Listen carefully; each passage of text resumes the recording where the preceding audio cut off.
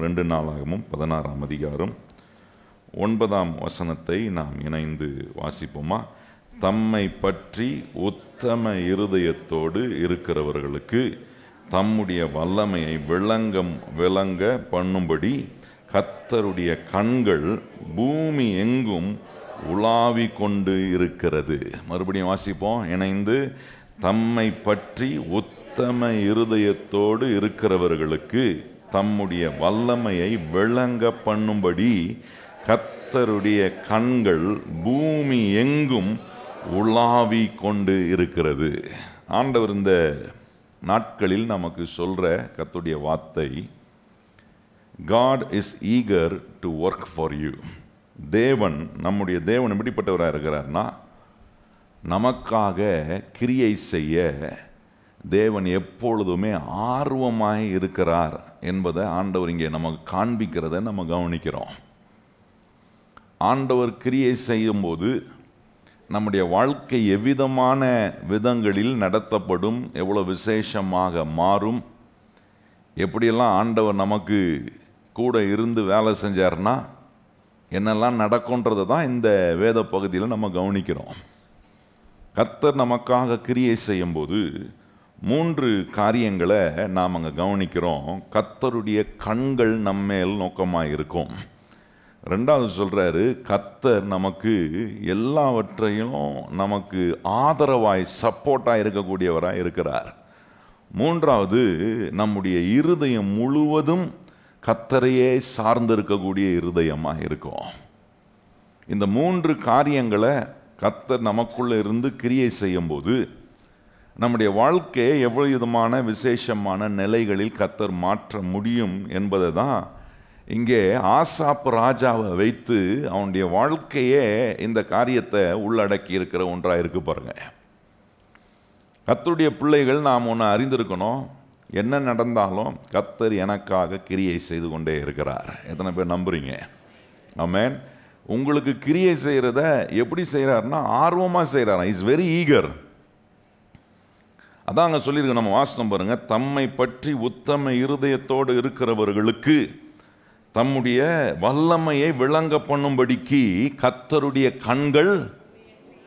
அப்போ இதில் ஒன்று கவனிக்கிறோம், இப்படி தேவன் எதிர்பார்க்கிற நிலையில் நம்முடைய வாழ்க்கை இருக்க நாம் ஒவ்வொரு நாளும் கர்த்தருக்கு முன்பாக நம்மளை நிறுத்துவோம்னா ஒன்று நம்ம வாழ்க்கையில் நிச்சயமாக அனுபவிப்போம். அது என்னன்னா, கர்த்தர் நமக்காக ஒவ்வொரு முறையும் ஆர்வத்துடன் அவர் கிரியை செய்கிறத நம்முடைய வாழ்க்கையில் அனுபவிக்கும் போது யோசித்து பாருங்கள், கர்த்தர் உங்களுக்காக கிரியை செய்கிறாருன்னா உங்கள் காரியங்கள் எப்படிப்பட்ட மாற்றத்துக்குள் ஏற்படும் என்பதை யோசித்து பாருங்கள். நல்ல மாற்றங்கள் உண்டாகும். இந்த ஆசாப் ராஜாவை சில காரியங்களை, அவனுடைய வாழ்க்கையில் நடந்த சில காரியங்களை சொல்லி நான் காண்பித்த இந்த 3 காரியங்களை கர்த்தர் எப்படி நமக்கு செய்கிறாரு அப்படின்றத நம்ம கவனிக்கணும் பாருங்க. ஆசாப் ராஜா 39 வருஷம் அவன் ஆண்டான் பாருங்க. அந்த 39 வருஷம் ஆண்டபோது ராஜாவாக அவனை மாற்றின போது அவன் என்ன செய்கிறான், யூதாவில் இருக்கிற எல்லா விக்கிரங்களெல்லாம் அவன் நிர்மூலப்படுத்தி தேவனுடைய ஆவிக்குரிய காரியங்களை இன்ஸ்டிடியூட் பண்ணுறான்.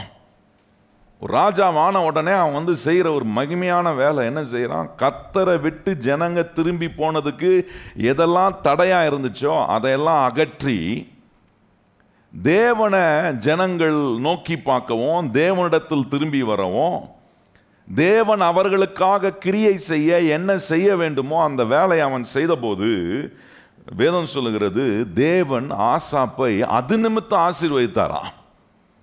அவன் செய்கிற காரியங்களை பார்க்குற, எனக்காக இவ்வளோ வைராக்கியமான வேலையை செய்கிறானே.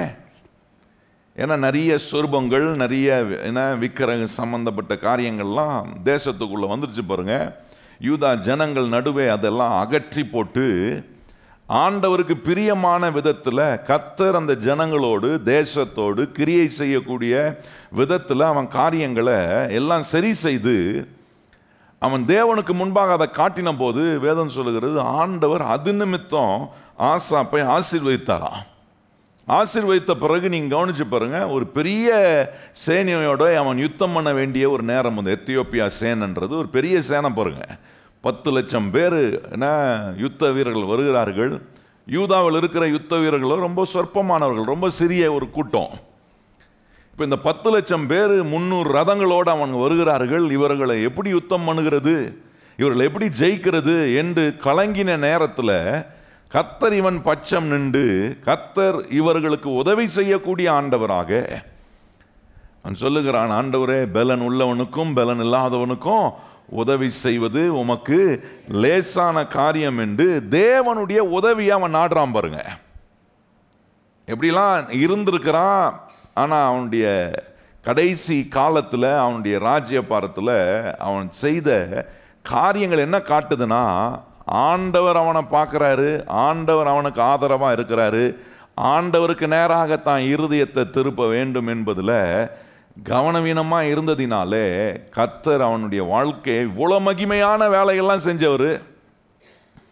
யோசித்து பாருங்க, எப்படி ஆண்டவர் ஒரு பெரிய திரளான சேனை, எத்தியோப்பியா சேனை வருதுனால அந்த நாட்கள்லாம் பயப்படுவாங்க. ஏன்னா அவன்கிட்ட எண்ணிக்கை அதிகமாக இருக்கும், அவனை எதிர்த்து போராட முடியாது, ஜெயிக்க முடியாது. அப்படிப்பட்ட தன்னை காட்டிலும் வலிமையான சக்திக்கு எதிராக போய் அவனை நிற்க வைத்து ஆண்டவர் அவர்களை எளிதாக ஜெயிப்பதுக்கான உதவிகளெல்லாம் கர்த்தர் அவர்களுக்கு செய்து அவர்களை ஆசீர்வதித்து வெற்றிகரமான காரியங்களெல்லாம் ஆண்டவர் நடப்பித்தார். பாருங்க, அங்கே சொல்லியிருக்கு, இப்படி செஞ்ச அவன் வெற்றி மேலே வெற்றி குவிந்து, பாருங்க அங்கே சொல்லியிருக்கு, ஏறக்குறைய 26 வருஷங்கள் செழிப்பு நிறைந்த நாடாக மாறினதான். எதை அகற்றணுமோ அகற்றி, எந்த யுத்தத்தை ஜெயிக்க முடியாதோ அவனை ஜெயிக்க வச்சு, அந்த யூதா தேசத்துக்குள்ள ஆசாப் ராஜாவுடைய ஆளுகைக்குள்ள 26 வருஷங்கள் செழிப்பு நிறைந்த வருஷங்களாய் ப்ராஸ்பரஸான இயர்ஸா இருந்துச்சான். ரொம்ப ப்ராஸ்பரஸாய் இருக்கக்கூடிய நேரத்தில் இப்போ அவன் போய் யுத்தம் பண்ண வேண்டிய இன்னொரு யுத்தத்தில் அவன் பாருங்க, எப்படி இந்த எத்தியோப்பியர்களை யுத்தம் பண்ணும்போது கர்த்தரை போய் சார்ந்து கர்த்தருடைய உதவியை அவன் நாடினானோ, அதுபோல் அவன் நாடாம இப்போ சேர்ந்த எல்லா நன்மைகள் 26 வருஷம் குவிஞ்சிருக்கு பாருங்க, நன்மைகள் வசதிகள், இது மேலே தான் கண்ணை வச்சு தேவனிடத்தில் போய், தேவன் என்ன பார்க்குறாரு, அவருடைய கண்கள் எனக்கு நன்மை செய்யக்கூடிய கண்களாக இருக்குது, அவர் எனக்கு ஆதரவாக இருக்கிறாரு, என் இருதயம் அவரையே சார்ந்து இருக்கணும் அப்படின்னு இல்லாமல் அவன் என்ன செய்தான் பாருங்க. அங்கே சொல்லியிருக்கு 7ஆம் வசனத்தை கவனிச்சிங்கன்னா, அங்கே அந்த சில வார்த்தைகள் அங்கே சொல்லப்பட்டிருக்கிறத நம்ம கவனிக்க வேண்டாம். வாசிப்போமா? அக்காலத்திலே ஞான திருஷ்டிக்காரனாகிய அனனி யூதாவின் ராஜாவாகிய ஆசாவின் இடத்தில் வந்து அவனை நோக்கி, நீர் உம்முடைய தேவனாகிய கர்த்தரை சார்ந்து கொள்ளாமல் சீரியாரின் ராஜாவை சார்ந்து கொண்டபடியினாலே சீரியா ராஜாவின் இராணுவம் உமக்கு கைக்கு தப்பி போய்விட்டது அப்படின்னு சொல்றாங்க. அதுக்கப்புறம் பாருங்க, மிகவும் ஏராளமான ரதங்களும் குதிரைகளும் குதிரை வீரரும் உள்ள எத்தியோப்பியரையும் லுபியோனையும் மகா சேனையாய் இருந்தார்கள் அல்லவா. நீர் கர்த்தரை சார்ந்து கொண்ட போது அவர்களை உமது கையில் ஒப்பு கொடுத்தாரே. என்ன சொல்றான் பாருங்க, இதுவரைக்கும் நீ கர்த்தரை சார்ந்த வரைக்கும் எல்லாம் அவர் உன் கையில் ஒப்பு கொடுத்தாரு, உன்னை விடுவித்தாரு, என்னென்ன காரியம்லாம் செஞ்சாரு, எவ்வளோ செழிப்பான வருஷங்கள்லாம் கடவுள் உனக்கு உண்டாக்கி கொடுத்தாரு. ஆனால் இப்போ இங்கே சொல்றாரு, இப்போ நீ தேவனை சார்ந்து கொள்ளதுக்கு பதிலாக சீரியனுடைய இராணுவத்தின் உதவியை வச்சு நான் பல காரியங்களை செய்யலாம் நீ நினைச்சிட்டாயே. என்ன சொல்றாரு, உனக்காக கிரியை செய்கிற ஒரு தேவன் இருக்கிறாருன்னு மறந்துட்டியே. அதை தான் இன்னைக்கு ஆண்டவர் நமக்கு நினைப்பூட்ட விரும்புகிறாரு. சில நேரம் சில காரியங்களுக்குள்ளே போகும்போது நம்ம ஆண்டவர் நமக்காக ஆர்வமாக கிரியை செய்யக்கூடிய ஒரு தேவனாக இருக்கிறார். Is very eager to work for me அப்படின்றத நான் விளங்கி கொள்ளனா மற்ற எல்லாவற்றையும் சார்ந்து கொள்ளக்கூடிய அந்த ஆசாப்கிட்ட இருந்த பிரச்சனை அதுதான். ராஜாவான உடனே எதை அகற்றணுமோ, எப்படி தேவனுடைய ஆதரவை பெற்றுக்கொள்ளணுமோ, தேவனுடைய உதவியை பெற்றுக்கொள்ளணும், அதற்கான எல்லா வேலையும் செஞ்சான் பாருங்க. ஒரு பெரிய யுத்தத்தை சந்திக்கும் போது அவன் ஆண்டவரே நீர் தான் எங்களுக்கு உதவி செய்யணும், ஆண்டவரே இந்த திரளான கூட்டத்தை நாங்கள் எப்படி ஜெயிக்கிறது? ஆண்டவர் அவனுக்கு உதவி செஞ்சு யுத்தங்களை ஜெயிக்க வைத்து 26 வருஷம் 39 வருஷம் அவன் ஆண்டதில் 26 வருஷம் செழிப்பான வருஷங்களை கர்த்தர் அவனுக்கு கொடுத்துருக்கிறாரு. இவ்வளோ நல்ல செழிப்பெலாம் வந்த உடனே அவன் என்ன பண்ணுறான் பாருங்க, அவன் அதன் மேலே கண்ணை வச்சு அதை சாரக்கூடியவனாய் மாறின போது அங்கே சொல்கிறாரு, கர்த்தரை நீ சார்ந்த வரைக்கும் கர்த்தர் உன்னை அதிலெல்லாம் விடுவிக்கலையா? நீ கர்த்தரை சாராமல் போனதினாலே. அப்படின்னா அதை நான் இப்படி சொல்ல விரும்புகிறேன், கர்த்தர் எனக்காக ஆர்வமாக கிரியை செய்கிறார் என்கிறத நான் மறந்து போனேன்னா மற்ற எல்லாத்தையும் சார்ந்து கொள்வேன். எத்தனை பேர் இந்த காலைவில் நம்புறீங்க கர்த்தர் எனக்காக அவர் இடைவிடாமல் கிரியை செய்கிற கர்த்தரை? இதை நான் அறிஞ்சேன்னா ஒவ்வொரு நாளும் அவரையே சார்ந்துக்குவேன், அவரையே தேடுவேன், அவரையே முன் வைப்பேன் எல்லாவற்றிலும். அதனால என்ன நடந்துச்சு பாருங்க, அப்படி முன் வைக்காததுனால கடைசி காலத்தில் ஆசாப்புடைய வாழ்க்கையை கவனிச்சிங்கன்னா அவன் காலில் வியாதி வந்த போது கூட அங்கே நீங்கள் கவனிச்சு பாருங்க, கர்த்தர் அவனை சுகமாக்குவார்னு நினைக்கலாம. ரொம்ப வேதனைக்குரிய காரியம். காலில் வியாதி வந்தபோது அவன் வெறும் எதை மாத்திரம் நம்பினானா, அவன் பிசிஷியனுடைய ஏடை மாத்திரம், அப்படின்னா அவனை சுகமாக்கக்கூடிய மருத்துவர்களுடைய காரியத்தை மாத்திரம்தான் அவன் நாடினான்னு சொல்லியிருக்கு. கர்த்தர் அவனை சுகமாக்குவார். விடுவித்தாரே, சத்துருவின் கையிலிருந்து விடுவித்தாரு. ஏராளமான காரியங்களை செய்த ஆண்டவர் எனக்காக இடைவிடாம கிரியை செய்யக்கூடிய ஒரு தேவனாய் இருக்கிறார் என்பதை அவன் நோக்கி பார்க்காம, சுகம் கொடுக்கிறவர் கர்த்தர் என்பதை கூட அவன் கடைசி காலத்தில் பாருங்க நம்ப முடியல. என்ன மாதிரி ஒரு நிலை பாருங்க. அதுதான் ஆண்டவர் நமக்கு இன்னைக்கு காண்பிக்கிறாரு. இன்னைக்கு ஒருவேளை நம்ம எந்த பாதையில் நம்ம கடந்து போனாலும் ஒன்றை மாத்திரம் நம்ம வாழ்க்கையில் மறக்கவே கூடாது. அது என்னன்னா, என்னை ரட்சித்து என்னை அவருடைய பிள்ளையாய் வைத்திருக்கிற என்னுடைய ஆண்டவராகிய இயேசு கிறிஸ்து என்ன நடந்தாலும் எனக்காக அவர் கிரியை செய்யக்கூடிய கர்த்தராய் இருக்கிறார் என்கிற அந்த ஒரு நம்பிக்கை, அந்த உறுதி நம்ம உள்ளத்துக்குள்ள வரணும் பாருங்க. அது வந்துருச்சுன்னா நான் சொல்றேன், என்ன கலக்கம், என்ன சூழ்நிலை, என்ன சவாலானாலும், ஆசாப்புக்கு வெற்றி கொடுத்தாரே எத்தியோப்பியருக்கு விரோதமா, அதே தேவன் இன்னைக்கும் எனக்கு வெற்றி கொடுக்க அவர் என் பக்கத்தில் தான் இருக்கிறார். அன்னைக்கு கிரியை செஞ்சவர் ஏன் அவன் காலில் வியாதி வந்தமோ அவனுக்கு கத்த கிரியை செஞ்சிருக்க மாட்டாரா? அன்னை கிரியை செஞ்சவர் ஏன் சிரியன் இராணுவத்தை அவன் நாடி அவங்களுடைய யுத்தங்களை, குதிரை வீரர்களையும் இராணுவத்தையும் ஏன் அவன் நம்ப வேண்டியதா இருந்துச்சு? கர்த்தரை ஏன் அவன் சார்ந்து கொள்ளல? கர்த்தர் ஏன் அவன் பக்கத்தில் இருக்கிறார் என்கிறத அவன் என்னல்ல, ஏன் எனக்காக அவர் கிரியை செய்கிறார் என்கிறத யோசிக்க முடியல. இன்னைக்கு நான் சொல்றேன், என்ன தடைகளையும் என்ன காரியத்தை மனசை குழப்பி, என்ன வாழ்க்கையை குழப்பி பிசாசு கர்த்தர் உனக்காக கிரியை செய்யலைன்னு சொன்னா கூட நீங்கள் அதை நம்பக்கூடாது. நீங்கள் நம்ப வேண்டிய ஒன்று, என்ன நடந்தாலும் கர்த்தர் எனக்காக கிரியை செய்வார். எத்தனை பேர் கையை உயர்த்தி சொல்லுங்க, என்ன நடந்தாலும் கர்த்தர் என்ன செய்கிறாரு? இந்த ஆசாப் ராஜா மாதிரி ஆயிடக்கூடாது. ஏன்னா வாழ்க்கையில் சில காரியங்கள் சில பாதைக்குள்ளே போகும்போது நம்ம ஒன்று அறிந்து கொள்ளணும். ஆண்டவரே, என்னை சுகமாக்குறவர் நீர், என்னை வாழ வைக்கிறவர் நீர், எனக்கு வெற்றியை கொடுக்கிறவர் நீர், என் தடைகளை உடைக்கிறவர் நீர். ஏன் இதெல்லாம் எனக்கு நடக்குதா? எனக்கு ஒன்று தெரியும், நீர் எனக்கு கிரியை செய்ய ஆர்வம் உள்ள தேவனாய் இருக்கிறீர். இன்னைக்கு இந்த வார்த்தையை உங்கள் உள்ளத்துக்குள்ளே கொண்டு போய் வைங்க.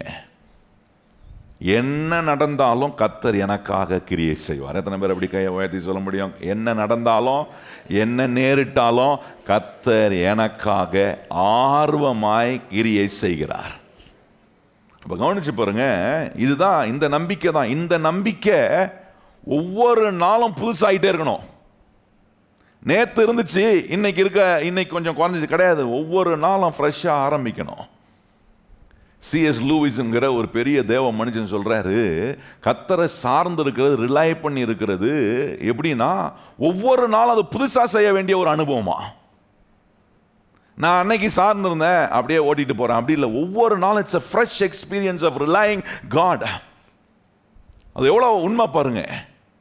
இந்த ஆசாப்பு ஒன்று, கர்த்தர் அந்த நாட்கள் என்னை விடுவிச்சாரு, அந்த விடுவித்த தேவன் இன்னைக்கும் இருக்கா நினைச்சு சார்ந்திருக்கலாம், அதை மறந்துட்டான். அதுதான் இந்த தேவ மனுஷன் சொல்கிறார், C.S. லூயிஸ் என்றவர் சொல்கிறாரு, நீ கர்த்தரை சார்ந்து இருப்பதோ, கர்த்தரை நம்பி இருப்பதோ, கர்த்தர் உனக்காக இடைவிடாமல் கிரியை செய்கிறார் என்பதை நினைப்பதையோ, ஒவ்வொரு நாளும் ஒவ்வொரு விஷயம் அதை புதுசாக நினைக்கணும். ஷுட் பி ஃப்ரெஷ் ஸ்டார்ட்ன்றார். அது முற்றிலும் புது காரியமாக இருக்கணும். ஒரு விஷயத்தை இன்னைக்கு ஒரு நாளை நான் ஆரம்பிக்கும் எனக்கு தெரியணும், இன்னைக்கு கர்த்தர் எனக்காக கிரியை, அதை புதுசாக நான் என்ன ஆரம்பிக்கணும். அப்படி எண்ணும்போது கர்த்தர் நம்முடைய பட்சத்திலிருந்து நமக்காக கிரியை செய்யும்போது எந்த சூழ்நிலையிலும் அவர் நம்மளை விடுவிக்க கூடிய தேவனாய் அவர் நம்ம கூட இருக்கிறார். 3 காரியங்களை கொஞ்சம் கவனிப்போமா? இப்படி தேவனை நம்ம சார்ந்து இருக்கணும். ஒரு நாளும் நம்ம வாயத்தால் என்ன சொல்லக்கூடாது, ஆண்டவரே நீர் என்ன பண்ணிட்டு இருக்கிறீர் ஆண்டவரே அப்படின்னு சொல்லக்கூடாது. ஆண்டவரே நீர் எனக்காக இடைவிடாமல் கிரியை செய்கிறீர். எத்தனை பேர் கையை உயர்த்தி சொல்லுங்க, எனக்காக, என் குடும்பத்துக்காக, எங்கள் சபைக்காக, எங்கள் பட்டணத்துக்காக நீர் எப்படி பண்ணுகிறீர்? இடைவிடாமல் ஆர்வமாக எங்களுக்காக நீங்கள் என்ன பண்ணுறீங்க ஆண்டவரே? கிரியை செய்து கொண்டு இருக்கிறீங்க. இதை நீங்கள் சொன்னீங்கனால அவரை தேட ஆரம்பிச்சிருவோம். தெரியுமா உங்களுக்கு? இடைவிடாமல் எனக்காக ஒருத்தர் கிரியை செய்யறேன், எப்படி நான் நினைக்காமல் இருக்க முடியும்? அவர் எனக்காக செய்ததை நான் எப்படி யோசிக்காமல் இருக்க முடியும்? அதற்கு நான் என்ன எப்படி அர்ப்பணிக்காமல் இருக்க முடியும்? தேவைகளை பார்க்கக்கூடாது, தடைகளை பார்க்கக்கூடாது. அந்த தடைகளிலும் தேவைகளிலும் எனக்காக கிரியை செய்கிற ஒரு கர்த்தர் இருக்கிறார். ஆமென். வழியே திறக்காமல் இருந்திருக்கலாம், இத்தனை நாள் வழி திறக்காமல் இருந்திருக்கலாம், ஆனால் எனக்காக கிரியை செய்கிறவர் எனக்கு வழிகளை திறக்க வல்லவராய் இருக்கிறார் என்று அவரை நம்புங்க.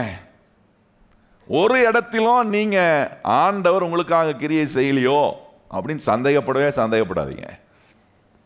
அதான் நான் உங்களுக்கு ஆரம்பத்தில் சொன்னேன், கர்த்தர் தம்முடைய பிள்ளைகளுக்காக ஆர்வமாய் கிரியை செய்ய. நம்மெல்லாம் கர்த்தருடைய பிள்ளைங்க. கையை உயர்த்தி சொல்லுங்க, நான் கர்த்தருடைய பிள்ளையா இருக்கிறதுனால எனக்கு கர்த்தர் எப்படி செய்யறாரு? ஆர்வமா எனக்கு என்ன விதத்தில் கிரியை செய்யணுமோ, என்ன ஆறுதல் கொடுக்கக்கூடிய காரியங்களில் கிரியை செய்யணுமா, பலன் கொடுக்கக்கூடிய காரியங்களை கிரியை செய்யணுமா, சுகம் கொடுக்கக்கூடிய காரியங்களை கிரியை செய்யணுமா, மனதை தெளிவாக்கக்கூடிய காரியங்களை எனக்கு அவர் உதவி செய்யணுமா, அதுக்கான கிரியைகளை கர்த்தர் எனக்கு செய்து கொண்டே இருப்பார். இப்போ 3 காரியங்கள் நம்ம வேண்டிய இந்த 9ஆம் வசனத்தில் முதல் பகுதியில் ஆண்டவர் நமக்கு காட்டுகிற 3 காரியங்கள் கர்த்தர் நமக்கு ஆர்வமாய் கிரியை செய்வதற்கு ஒரு அறிகுறி என்னன்னா, கர்த்தருடைய கண்கள் பூமி எங்கும் உலாவி கொண்டிருக்கிறதா. ஆர்வமாக கிரியை செய்கிறவர் அப்படியே உலாவுறாரு. உலாவி பார்க்கும்போது பார்க்குறாரு, என்னை சார்ந்து இருக்கிற ஒரு மனுஷன் இருக்கிறானா, என்னை சார்ந்து கொள்கிற ஒரு மனுஷன் இருக்கிறானா அப்படின்னு பார்க்கும்போது அங்கே நிற்கிறாரு. நல்லா கவனிங்க, கர்த்தருடைய கண்கள் பூமி எங்கும் உலாவி கொண்டே இருக்கிற கண்களில் ஆண்டவர் என்ன பார்க்குறாப்பா, என் பிள்ளை என்னை சார்ந்திருக்கானா, என்னை மறக்கலையா, நான் அவனுக்காக இடைவிடாமல் கிரியை செய்கிறேன்னா என்கிறத பார்க்கக்கூடிய தேவனுடைய கண்கள் அதனால தான் ஆண்டவர் கிரியை செஞ்சு கொண்டு இருக்கிறாரு. நல்லா கவனிங்க, ஏன் தம்முடைய பிள்ளைகள் கர்த்தர் இடைவிடாமல் கிரியை செய்கிறாருன்னா, அவருடைய கண்கள் பூமி எங்கும் God's eyes is watching you. கர்த்தருடைய கண்கள் உங்களை என்னையும் பார்க்குது. எத்தனை பேர் நம்புறீங்க? கர்த்தருடைய கண்கள் என்ன நோக்கி பார்க்குறாரு ஒவ்வொரு நாளும். பாருங்க, அதை நீதிமொழிகள் 15ஆம் அதிகாரத்தில் ரொம்ப அற்புதமாக சொல்லியிருக்கிற அந்த வார்த்தையை உங்களுக்கு காண்பிக்க விரும்புகிறேன். பாருங்க, நீதிமொழிகள் 15ஆம் அதிகாரத்தில் 3ஆம் வசனத்தை நம்ம இணைந்து வாசிப்போமா? God's eyes is watching me. அவர் என்னை பார்க்கறதுனால நான் இப்போ எனக்கு ஒன்று விளங்குது, நான் கர்த்தர் எனக்காக ஆர்வமாக கிரியை செய்கிறார் என்பதை நான் அறிந்து கொள்கிறேன். வாசிப்போமா? கர்த்தரின் கண்கள் எவ்விடத்திலும் இருந்து நல்லோரையும் தீயோரையும், நல்லா கவனிங்க, நல்லோரையும் பார்க்குறாரு. கர்த்தர் எல்லாத்தையும் பார்க்குறாரு. வேதம் சொல்லுகிறது அவருக்கு மறைவானது ஒன்றுமே கிடையாது. எல்லா காரியங்களையும் ஆண்டவர் பார்க்கிறார். இஸ் வாட்சிங் யூ. எல்லாரையும் பார்க்கிறார். நல்லோரை பார்க்கும்போது ஆண்டவர் எப்படி வேலை செய்கிறார்ன்றது தான் நம்ம கொஞ்சம் கவனிக்க வேண்டிய விஷயம். கர்த்தரை சார்ந்து இருக்கிற, கர்த்தரை நம்பி இருக்கிற நமக்கு கர்த்தர் எப்படி வேலை செய்கிறாரு? ஆர்வமாக தேவன் வேலை செய்கிறான்னு சொல்லுது. கர்த்தர் அவருடைய கண்கள் பூமி எங்கும் உலாவுது. நல்லோரையும் பார்க்குதான், தீயோரையும் பார்க்குதான். தீயோரை பார்க்கும்போது அதனுடைய விளைவு என்ன, அதை நமக்கு தேவையில்லை. நம்ம கர்த்தருடைய பிள்ளைங்க, நம்மளெல்லாம் கர்த்தர் நல்லவர்களாய், கர்த்தர் அவர் நம்மளை மாற்றிக்கொண்டே இருக்க. ஆகவே நல்லவர்களாய் இருக்கிற நல்லோருக்கு, நல்லோர் மேல் கர்த்தர் கண்ணை வைக்கும் போது என்ன நடக்கும் பாருங்க, அற்புதமான விளைவுகளை இங்கே வேதம் நமக்கு சொல்லுது. அதில் யோசேப்பை உதாரணமாக உங்களுக்கு காண்பித்து எப்படி ஆண்டவர் அவன் மேலே கண்ணை வச்சதுனால ஆண்டவர் என்ன செஞ்சார் பாருங்க. ஆதியாகமம் 39ஆம் அதிகாரத்தில் ஆண்டவர் நல்லோர் மேலே கண்ணை வைக்கும்போது நம்ம நம்பணும், கர்த்தர் என் மேலே கண்ணை வச்சிருக்கிறாரு. எத்தனை பேர் நம்புறீங்க கர்த்தர் உங்கள் மேலே தான் வச்சிருக்கிறாரு? கர்த்தர் கண்ணை வச்சா நீங்கள் ஒன்றும் ஆக மாட்டீங்க. ஹலோ, யார் யாரோ கண் வச்சாதான் என்ன சொல்லுவாங்க, ஐயோ இந்த ஆள் கண் வச்சிட்டானா? அது மாதிரி ஆண்டவர் நம்ம மேலே நம்ம என்ன விரும்பும், ஆண்டவரே என் மேலே நீர் கண்ணை வையும், ஆண்டவரே ஒவ்வொரு நாளும் என் மேலே கண்ணை வச்சு ஆண்டவரே எனக்கு நீர் ஆலோசனை சொல்லி நான் நடக்க வேண்டிய வழி என்ன பண்ணுறீரு காட்டுறீர். ஆண்டவரே என் மேலே உம்முடைய கண்ணை வைக்கிறீர், ஏன்னா நான் உம்மை சார்ந்திருக்கிறேன், நீர் தான் எனக்கு எல்லாம் அன்று நான் உண்மை சார்ந்து கொள்கிறாங்க. பாருங்கள், இங்கே இந்த யோசேப்பு என்கிற இந்த நல்ல மனிதன், இவன் யார்? கர்த்தரை சார்ந்து இருக்கிறவன், கர்த்தருடைய வாக்குத்தத்தத்தை சார்ந்து இருக்கிறவன். தேவன் அவனுக்கு உதவி செய்வார், தேவன் அவனுக்கு எல்லாவற்றையும் செய்து கொண்டு இருக்கிறார், தேவன் அவனுக்காக கிரியை செய்கிறார் என்பதை நம்பிட்டான். பாருங்க, நம்பினா பல தடைகளுக்குள்ளே போனான், பல என்ன வேதனையான பாதைகள், சொந்த சகோதரர்கள் அவனை அடித்து என்ன அவனை விற்று விடணும் அப்படின்னு சொல்லி அவனை கொல்லணும்னு சொல்லி திட்டமிட்டு கடைசியில் அவனை கொல்லாமல் இஸ்மவேல் கையில் விற்று அவன் பாருங்க அடிமையாக எடுத்துக்கொள்ளப்பட்டு என்ன எகிப்து தேசத்துக்கு வராரு. எகிப்து தேசத்தில் பார்வோனுடைய கீழே இருக்கிற போத்திபானுடைய அதிகாரத்துக்கு கீழே போய் அவன் ஆளப்படுகிறான்.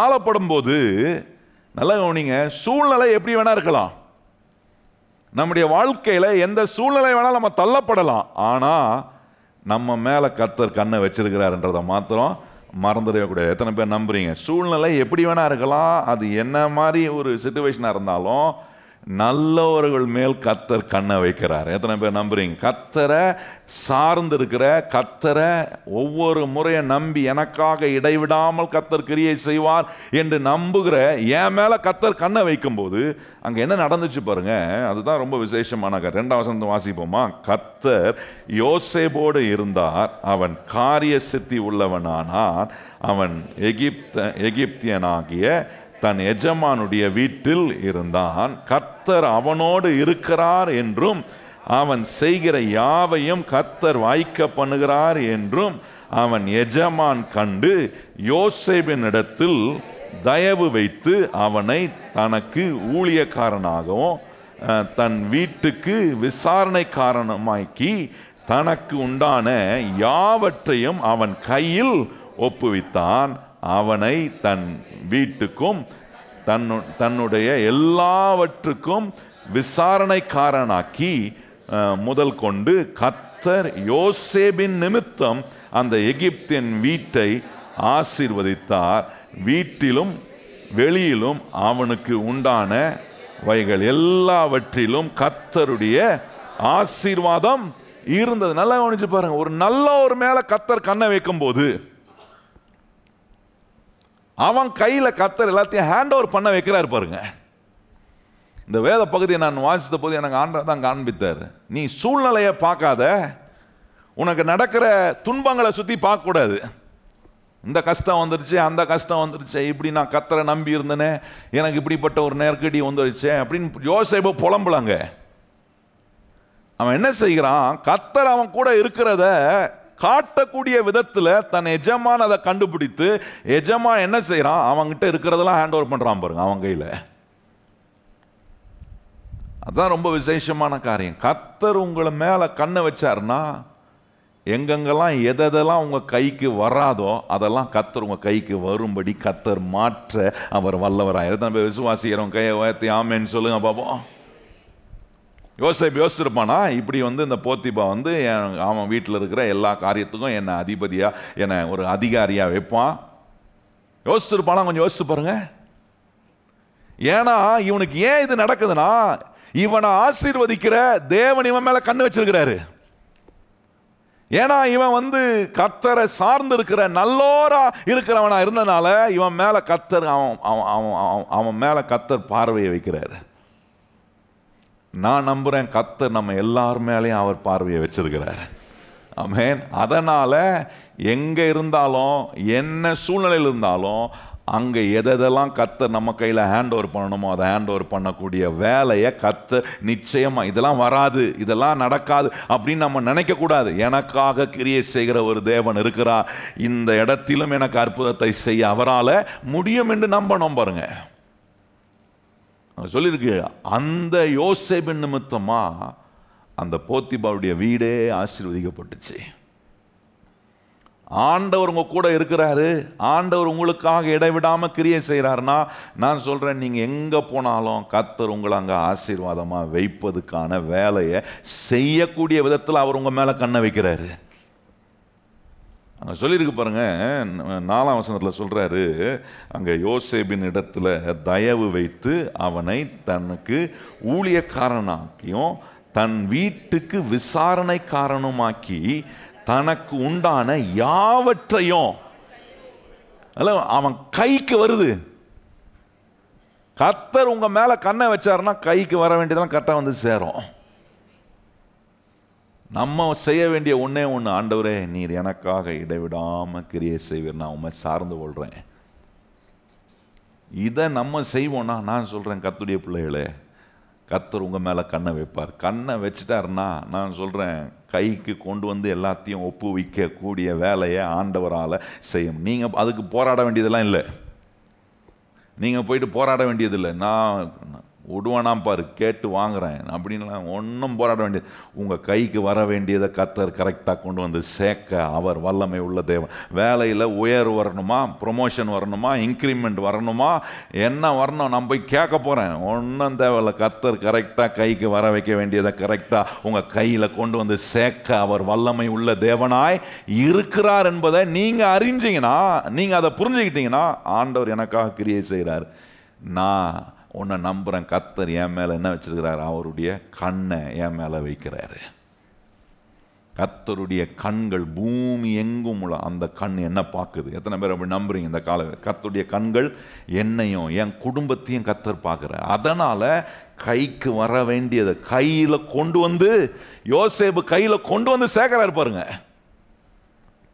யோசிச்சு பாருங்க, அவன் ஒரு அடிமையாக, அவன் சூழ்நிலை, அவனுடைய வாழ்க்கை நிலைகள் மத்தியில் அவன் யோசிச்சிருப்பானா, இப்படி நமக்கு ஒரு அடிமையாக கொண்டு போகப்பட்ட எனக்கு இப்படி ஒரு வாழ்க்கை கிடைக்குமா, இப்படி ஒருத்தனை நம்பி என் கையில் எல்லாத்தையும் கொடுக்கும்படி நடக்குமா? அவனுக்கு தெரியுது கர்த்தர் என் கூட இருக்கிறாரு, யோசேப்போட கர்த்தர் கூட இருக்கிறார் என்பது அவனுக்கும் தெரியுது.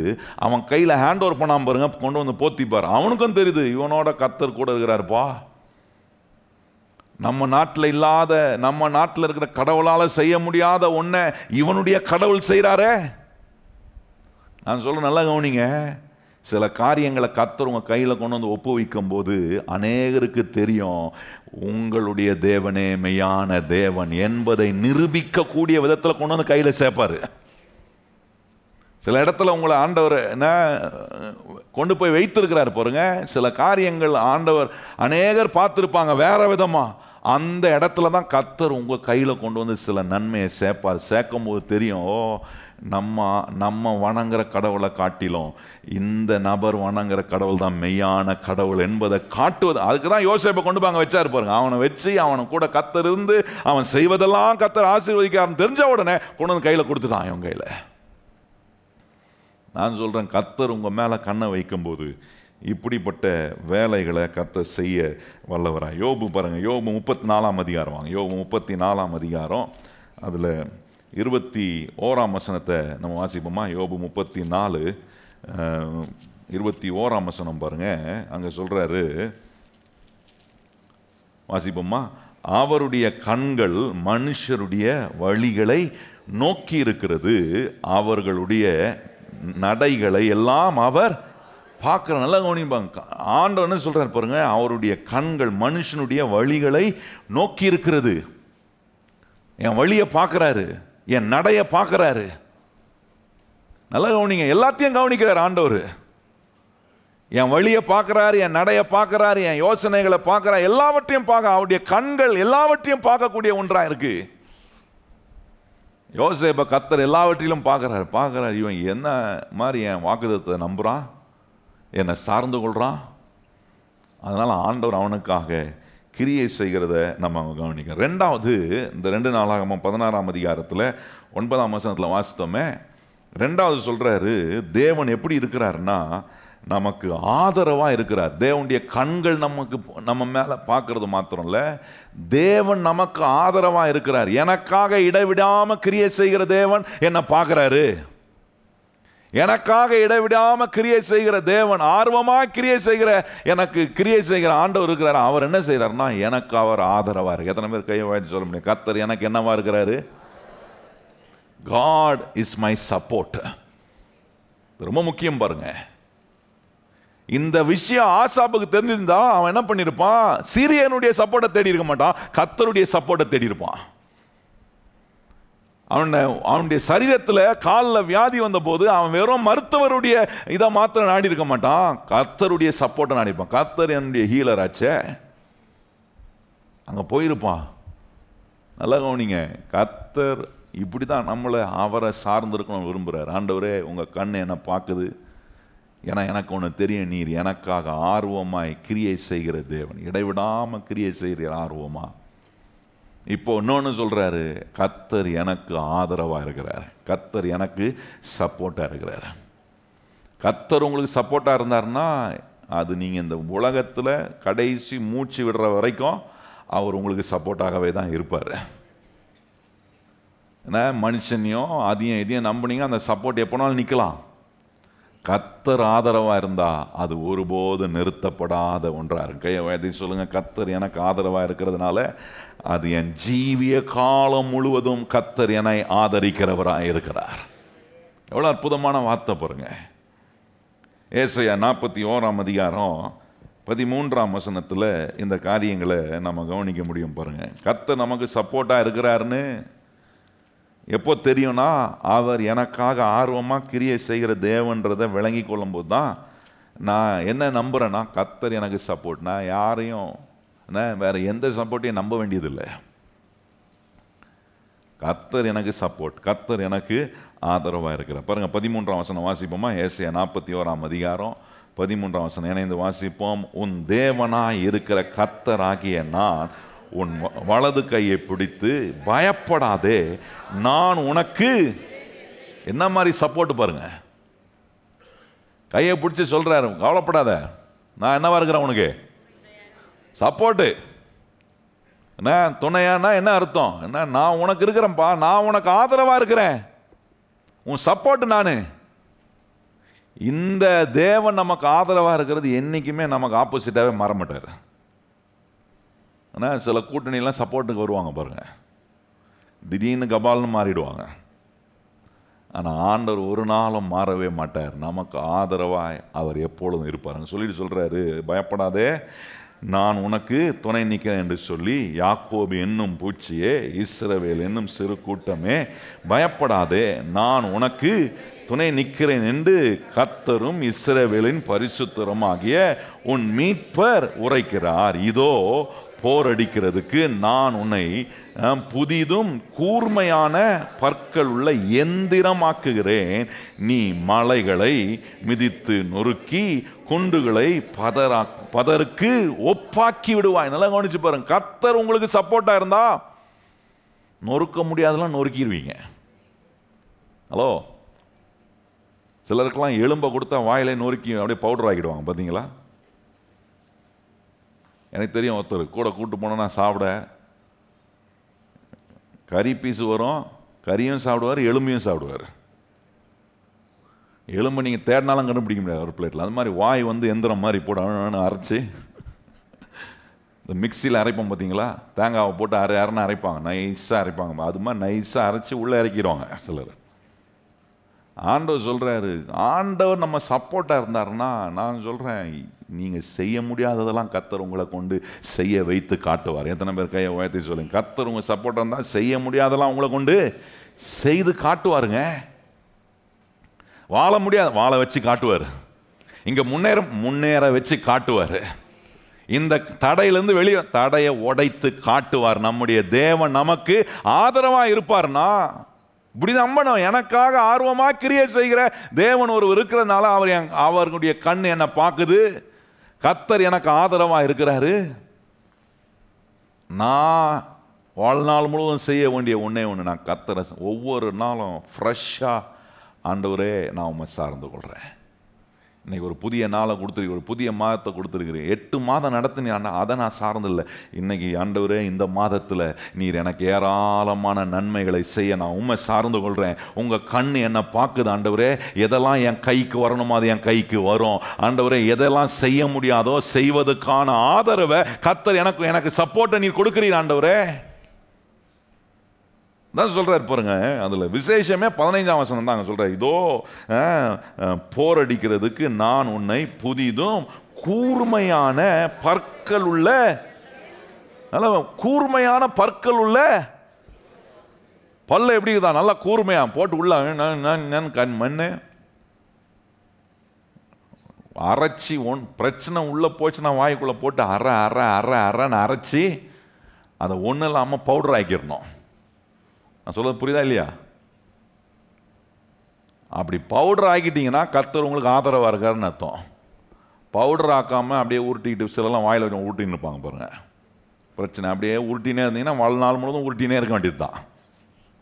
அதை பவுடர் ஆக்கக்கூடிய அங்கே சொல்கிறாரு, புதிதும் கூர்மையான பற்கள் உள்ள எந்திரமாக்குகிறேன், நீ மலைகளை மிதித்து நொறுக்கி. பாருங்க, மலை போல இருக்கிற பிரச்சனை, மலையை நொறுக்க முடியுமா?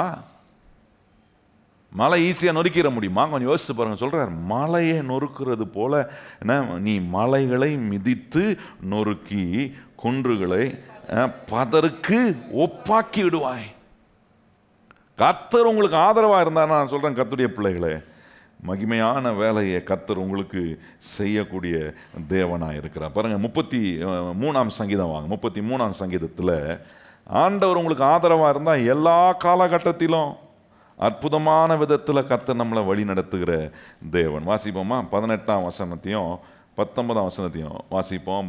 33ஆம் சங்கீதம் 18ஆம் வசனத்தையும் 19ஆம் வசனம் பாருங்க. சொல்லியிருக்கு, தமக்கு பயந்து தமது கிருபைக்கு காத்திருக்கிறவர்களின் ஆத்துமாக்களை மரணத்துக்கு விலக்கி விடுவிக்கவும் பஞ்சத்தில் அவர்களை உயிரோட காக்கவும் கர்த்தருடைய கண் அவர்கள் மேல். நல்ல கவனிங்க, கர்த்தர் ஆதரவாக இருந்தால் பஞ்சத்தில் கூட காப்பாற்றுவார், பஞ்சத்தில் கூட போஷிப்பார். வழியே இல்லாத இடத்துல கூட அவர் ஆதரவாக இருக்கிறாருன்னா நான் சொல்கிறேன், அது போல ஒரு ஆசீர்வாதம் வேற ஒன்றுமே கிடையாது. எந்த சூழ்நிலைக்குள்ளே போனால் நீங்கள் சொல்லணும், இல்லை கர்த்தர் எனக்கு ஆதரவாக இருக்கிறார், God is my support. அந்த சப்போர்ட்டை போகலாமா, இங்கே போய் கேட்கலாமா? எங்கேயும் போயிடல. எனக்கு ஒருத்தர் ஆதரவாக இருக்கிறார். அவர் எனக்கு எல்லாவற்றிலும் எனக்கு துணையாய் கூட நிற்கிற ஒரு தேவன். இவ்வளோ அற்புதமான காரியங்களை ஆண்டவருங்க சொல்கிற. அப்புறம் 3வது 2 நாளாகமம் 16ஆம் அதிகாரம் 9ஆம் வசனத்தில் நம்ம கவனித்தது போல் அங்கே சொல்கிறாரு, தம்மை பற்றிய உத்தம இருதயத்தோடு இருக்கிறவன். அப்படின்னா whose heart is blameless, அப்படின்னா அவன் எந்த மனுஷனுடைய இருதயம் கர்த்தருக்குரியதாக இருக்கோ அந்த மனுஷனுக்காக கர்த்தர் இடைவிடாமல் கிரியை செஞ்சுட்டே இருப்பார். நல்லா கவனிங்க, எல்லாமே இருதயத்துக்குள்ள தான் மறைஞ்சிருக்கு. எல்லா விஷயங்களும் இருதயத்துக்குள்ள தான் போய் உட்காந்து டெபாசிட் ஆகுது பாருங்க. நல்லதும் அங்கே தான் போகுது, கெட்டதும் அங்கே தான் போகுது. அந்த நல்லது போய் டெபாசிட் ஆகக்கூடிய இருதயமாக இருக்கணும்னா கர்த்தர் எனக்கு இடைவிடாமல் கிரியை செய்கிறவராக இருக்கிறாருன்னு தெரிஞ்சால் அதில் போய் அந்த விஷயத்தை டெபாசிட் பண்ணுறேன். பாருங்கள், சொல்லியிருக்கு எபிரேயர் 4ஆம் அதிகாரத்தில் 13ஆம் வசனத்தை வாசிப்போமா? எபிரேயர் 4ஆம் அதிகாரம் 13ஆம் வசனத்தில் ஆண்டவர் சொல்கிற காரியம் பாருங்கள்.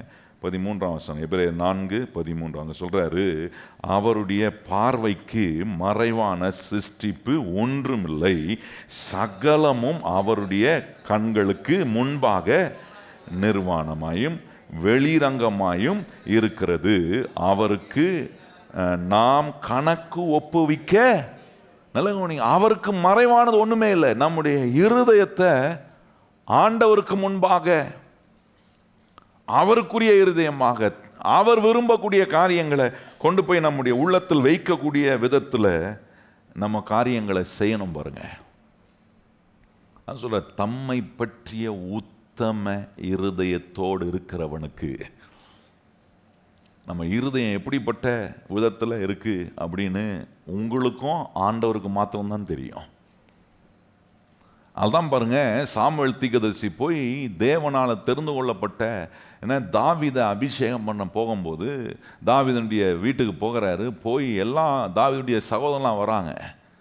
சாமுவேல் பார்த்துட்டு ஒருத்தன் வாட்ட சாட்டமா நல்ல ராஜாக்கு ஏற்ற தோற்றம்லாம் இருக்க, நல்ல ஹைட்டு வெயிட்டு நல்லா இருக்கிறானே, இவன் தான் அடுத்த ராஜா இஸ்ரவேலுக்கு அப்படின்னு நினச்சி எழும்பி அவன் அபிஷேகம் பண்ண போகுமான்னு சொல்ல, இல்லை இவனை நான் தெரிந்து கொள்ளவில்லை. 1 சாமுவேல் 16:7 சொல்றாரு, நான் இவனை தெரிந்து கொள்ள. ஆண்டவர் சொல்லும்போது சொல்றாரு, நீயும் வெளிப்புறத்தை பார்க்குற, நானும் இருதயத்தை பார்க்குறேன். உத்தம இருதயத்தை கர்த்தர் கவனிக்கிறார். உங்க இருதயம் எப்படி இருக்கு கர்த்தருக்கு தெரியும், உங்களுக்கு தெரியும். எனக்கு தெரில என் இருதயம் எப்படி, அப்படிலாம் ரீல்லாம் விட முடியாது. நம்ம இருதயம் எப்படி இருக்குன்னு நமக்கு தெரியும், கர்த்தருக்கு நிச்சயமா தெரியும். உத்தம இருதயத்தோட, தம்மை பற்றிய உத்தம இருதயத்தோடு இருக்கிறவனுக்காக கர்த்தர் இடைவிடாம கிரியை செய்வார். கையை உயர்த்தி சொல்லுங்க, ஆண்டவரை பற்றிய விஷயத்துல உத்தம இருதயமா இருக்கணும். ஆண்டவரை நினைக்கிறதிலும், ஆண்டவரை குறித்து விசுவாசிக்கிறதிலும், ஆண்டவருடைய காரியத்தை செய்கிறதிலும், கர்த்தருக்கு ஊழியம் செய்கிறதிலும், கர்த்தருடைய நாமத்துக்கு மகிமையா வாழக்கூடிய காரியத்தில் உங்க இருதயம் எப்படி இருக்கணும்? உத்தம இருதயத்தோட ஆண்டவரை குறித்து இருக்கணும். அதுல எங்கேயாவது கோளாறு வந்துச்சுன்னா நான் சொல்றேன், நிச்சயமா கர்த்தர் எனக்காக இடைவிடாம ஆர்வமாய் கிரியை செய்கிறார் என்பதை நான் நம்புறதை நிறுத்திடுவேன். ரொம்ப முக்கியம் பாருங்க, ஆண்டவர் நமக்கு தந்திருக்கிற இந்த ஆசீர்வாதமான கிருபை ரொம்ப முக்கியம் பாருங்க.